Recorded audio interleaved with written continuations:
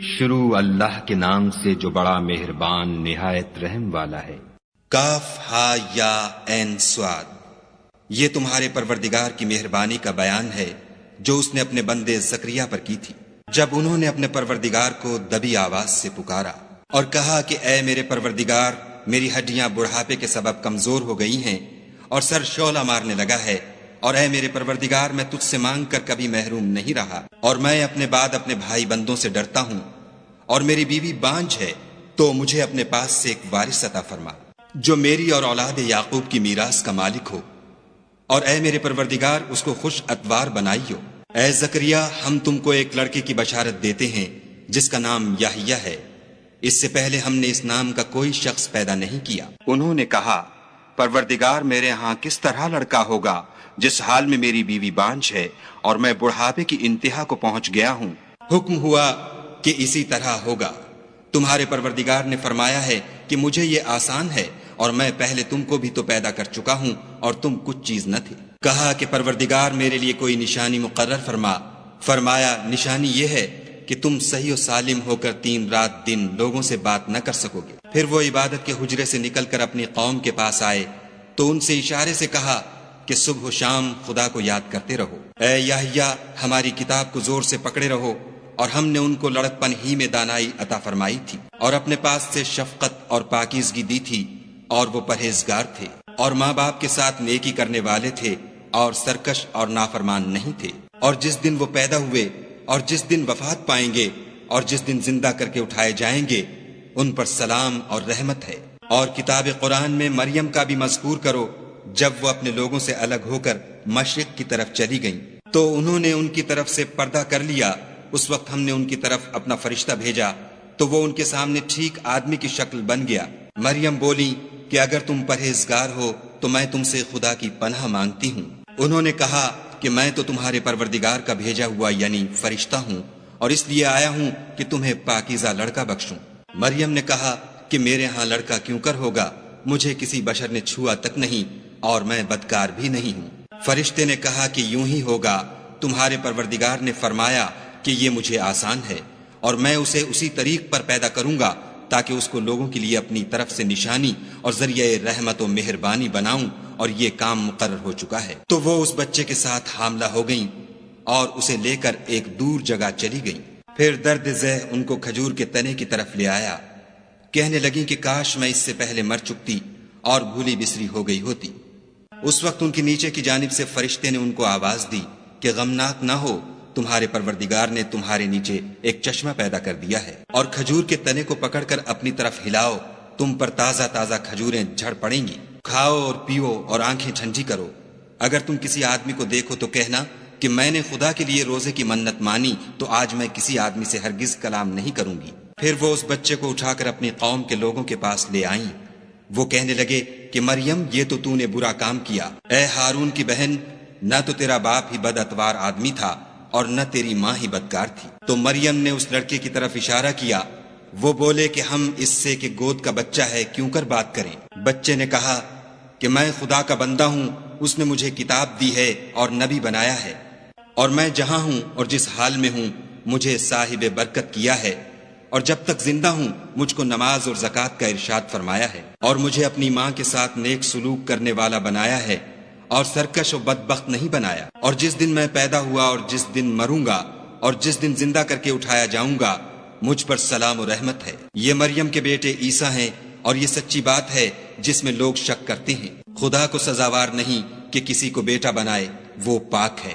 جب کسی چیز کا ارادہ کرتا ہے تو اس کو یہی کہتا ہے کہ ہو جا، تو وہ ہو جاتی ہے۔ اور بے شک خدا ہی میرا اور تمہارا پروردگار ہے، تو اسی کی عبادت کرو، یہی سیدھا رستہ ہے۔ پھر اہل کتاب کے فرقوں نے باہم اختلاف کیا، سو جو لوگ کافر ہوئے ہیں ان کو بڑے دن یعنی قیامت کے روز حاضر ہونے سے خرابی ہے۔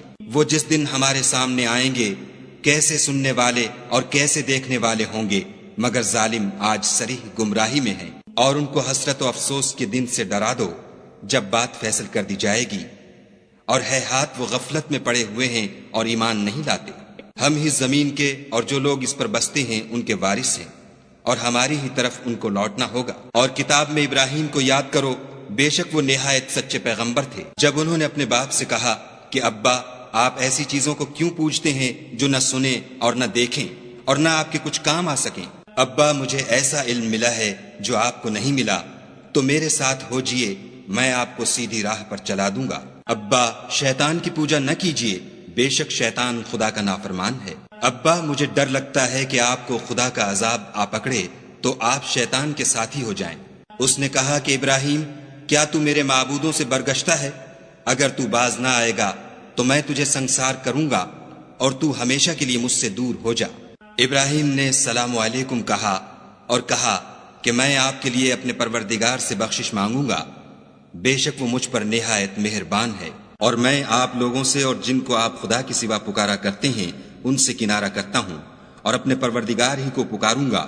امید ہے کہ میں اپنے پروردگار کو پکار کر محروم نہیں رہوں گا۔ اور جب ابراہیم ان لوگوں سے اور جن کی وہ خدا کے سوا پرستش کرتے تھے الگ ہو گئے تو ہم نے ان کو اسحاق اور اسحاق کو یعقوب بخشے اور سب کو پیغمبر بنایا، اور ان کو اپنی رحمت سے بہت سی چیزیں عنایت کی اور ان کا ذکر جمیل بلند کیا۔ اور کتاب میں موسیٰ کا بھی ذکر کرو، بے شک وہ ہمارے برگزیدہ اور پیغمبر مرسل تھے، اور ہم نے ان کو طور کی داہنی طرف پکارا اور باتیں کرنے کے لیے نزدیک بلایا، اور اپنی مہربانی سے ان کو ان کا بھائی ہارون پیغمبر عطا کیا۔ اور کتاب میں اسماعیل کا بھی ذکر کرو، وہ وعدے کے سچے اور ہمارے بھیجے ہوئے نبی تھے، اور اپنے گھر والوں کو نماز اور زکوٰۃ کا حکم کرتے تھے، اور اپنے پروردگار کے ہاں پسندیدہ اور برگزیدہ تھے۔ اور کتاب میں ادریس کا بھی ذکر کرو، وہ بھی نہایت سچے نبی تھے، اور ہم نے ان کو اونچی جگہ اٹھا لیا تھا۔ یہ وہ لوگ ہیں جن پر خدا نے اپنے پیغمبروں میں سے فضل کیا، یعنی اولاد آدم میں سے، اور ان لوگوں میں سے جن کو ہم نے نوح کے ساتھ کشتی میں سوار کیا، اور ابراہیم اور یعقوب کی اولاد میں سے،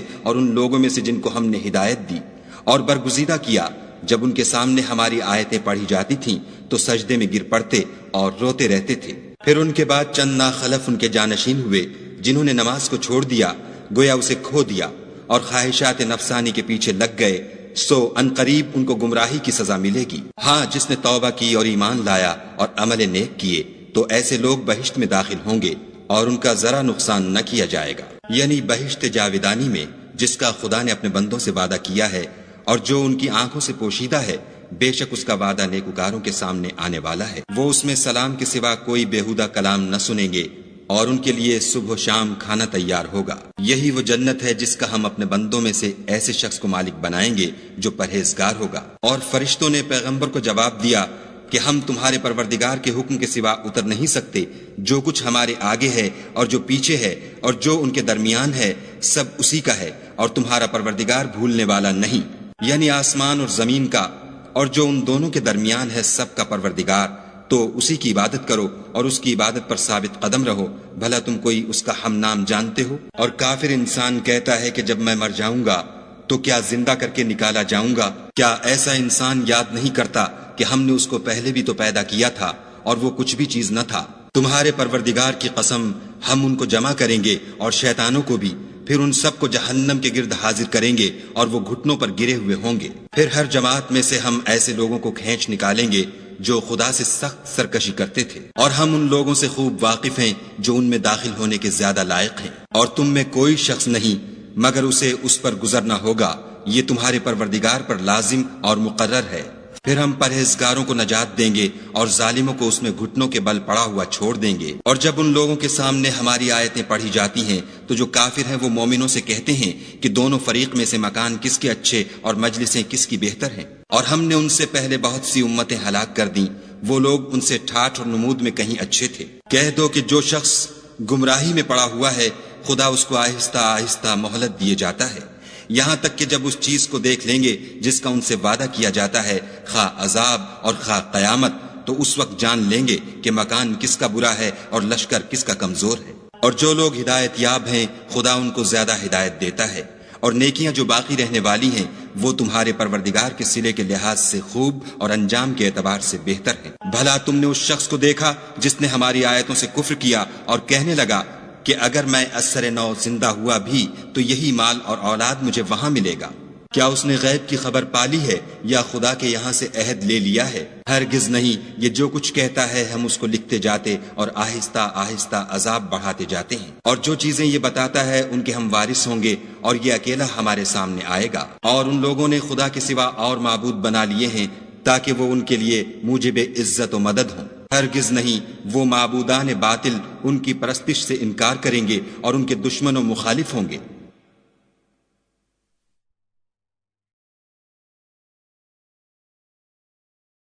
کیا تم نے نہیں دیکھا کہ ہم نے شیطانوں کو کافروں پر چھوڑ رکھا ہے کہ وہ ان کو برانگیختہ کرتے رہتے ہیں؟ تو تم ان پر عذاب کے لیے جلدی نہ کرو، اور ہم تو ان کے لیے دن شمار کر رہے ہیں، جس روز ہم پرہیزگاروں کو خدا کے سامنے بطور مہمان جمع کریں گے اور گناہ گاروں کو دوزخ کی طرف پیاسے ہانک لے جائیں گے۔ تو لوگ کسی کی سفارش کا اختیار نہ رکھیں گے مگر جس نے خدا سے اقرار لیا ہو، اور کہتے ہیں خدا بیٹا رکھتا ہے۔ ایسا کہنے والو، یہ تو تم بری بات زبان پر لاتے ہو۔ قریب ہے کہ اس افطرا سے آسمان پھٹ پڑیں اور زمین شق ہو جائے اور پہاڑ پارا پارا ہو کر گر پڑے کہ انہوں نے خدا کے لیے بیٹا تجویز کیا، اور خدا کو شایع نہیں کہ کسی کو بیٹا بنائے۔ تمام شخص جو آسمانوں اور زمین میں ہیں سب خدا کے روبرو بندے ہو کر آئیں گے۔ اس نے ان سب کو اپنے علم سے گھیر رکھا اور ایک ایک کو شمار کر رکھا ہے، اور سب قیامت کے دن اس کے سامنے اکیلے اکیلے حاضر ہوں گے۔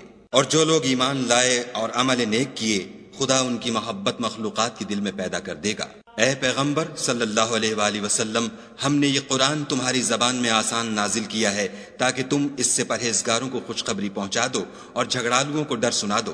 اور ہم نے ان سے پہلے بہت سے گروہوں کو ہلاک کر دیا ہے، بھلا تم ان میں سے کسی کو دیکھتے ہو یا کہیں ان کی بھنک سنتے ہو؟